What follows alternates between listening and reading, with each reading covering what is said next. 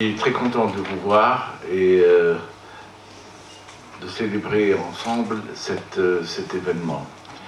Je vais aller à l'essentiel. Notre ami Jenny a dit que la Tunisie ne faisait pas exception en parlant d'autre chose. Ça m'a frappé. La Tunisie fait justement exception. Vous savez pourquoi? Parce que la Tunisie est non pas fondatrice, mais génitrice, j'aime à dire, de la francophonie. La Tunisie a un passé riche, fructueux avec la francophonie. Nous avons essayé de bâtir depuis l'indépendance un modèle de société en développement où la francophonie, l'usage de la langue, avait une présence éminente. Elle peut dire compléter, si vous voulez, toutes nos possibilités intellectuelles.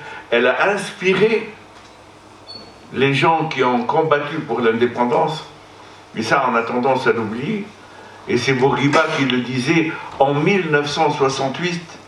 C'est un texte que j'ai retrouvé grâce à mon ami Samir Marzouki, qui est la fameuse conférence que Bourguiba a donnée en 1968.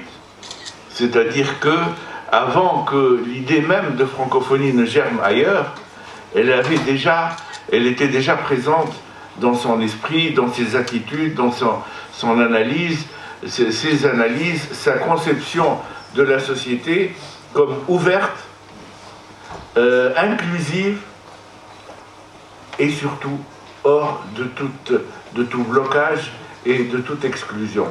Donc oui, la Tunisie, je pense que à ce titre-là, pour ce qui est de la francophonie, fait exception. Et donc nous voulons que le 50e anniversaire de 2020 soit un anniversaire marquant et constitue un tournant par les succès, j'espère, et nous comptons énormément sur vous, évidemment, pour que ce soit un succès, pour que ce soit productif pour chacun de nos pays.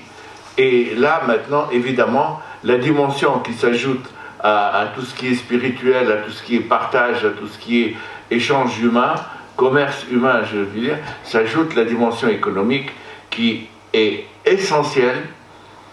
Nous considérons que l'avenir est avec l'Afrique. Il est vers le bas et pas vers le haut, parce qu'il y a des signes de décadence de l'autre côté, mais il y a des signes quand même d'avancer vers l'Afrique. Les Africains sont peut-être pauvres, mais l'Afrique est très riche, et cette richesse, on va la partager. Les peuples eux-mêmes vont la partager entre eux, et nous allons les partager avec eux, les faire fructifier tout ça. Bon, donc, soyez les bienvenus.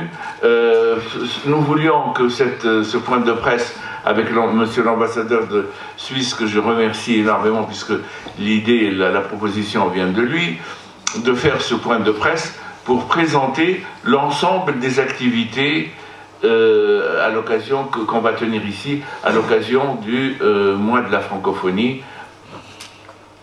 Concevons cela comme disons un début de démarrage vers la préparation du sommet de 2020, parce que déjà nous y travaillons.